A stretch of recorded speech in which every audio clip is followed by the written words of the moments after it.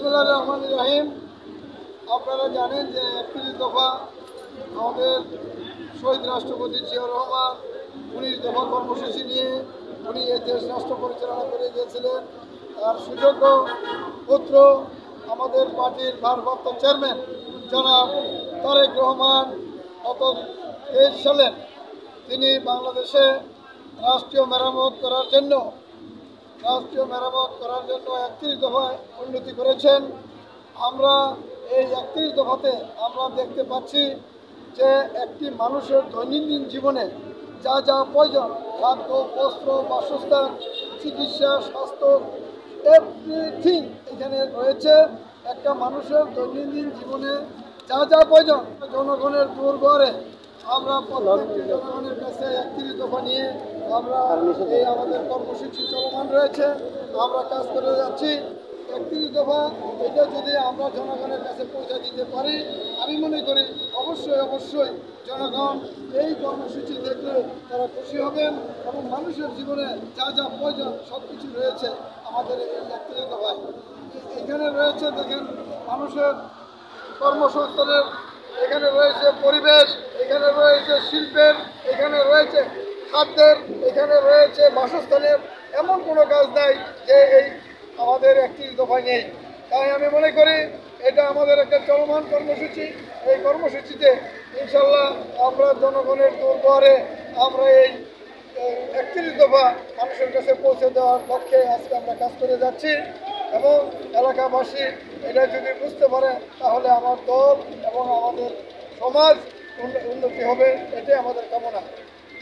এই এলাকার জনগণের উদ্দেশ্যে আপনি কি বলতে চান? আমি এই এলাকার জনগণ, আমি এই এলাকার আদিবাসী, এই এলাকার জনগণ আমার সাথে আছে।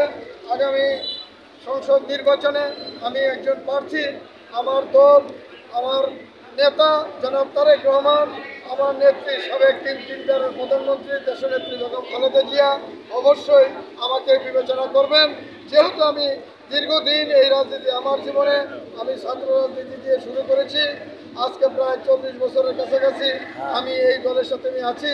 আমি বিশ্বাস করি এই উত্তরখান, দক্ষিণখান, তুরাগ, উত্তরা, পূর্ব, পশ্চিম, খিলক্ষেত সহ এই অঞ্চলের জনগণ আমাকে চিনে, আমাকে ভালোবাসে। আমার দলের প্রত্যেকটি জায়গায় আমার দলের নেতাকর্মী রয়েছে, আমার বন্ধু বান্ধব রয়েছে, আমার আত্মীয় স্বজন রয়েছে। সবাইকে সাথে নিয়ে আমি এলাকায় কাজ করব এবং এই আল্লাহ আমাকে যদি সহায় করেন অবশ্যই আমি সর্বপ্রথম এই এলাকার প্রধান প্রাণের দাবি মানুষের রাস্তাঘাট, পানি, বিদ্যুৎ, গ্যাস, আমরা এগুলো নিয়ে উন্নয়নমূলক কাজ করব। তার সাথে সাথে আইন শৃঙ্খলা রয়েছে, কিশোর গ্যাংয়ের অবস্থা রয়েছে। আপনারা জানেন আইন শৃঙ্খলা এবং মাদক বিরোধী কাজগুলো যেভাবে মাদককে রোধ করা যায় সেই কাজগুলো ইনশাল্লাহ আমি করব। আপনাদের শুধু এই আমি এখনই আপনারা জানবেন আমি কিন্তু শুধু রাজনীতিবিদই নয়, আমি হাজার হাজার লোকের কর্মসংস্থান করেছি। আমি একজন গার্মেন্টস ব্যবসায়ী। আমি বাংলাদেশে এই গার্মেন্টসের মাধ্যমে আমি রপ্তানি করে থাকি।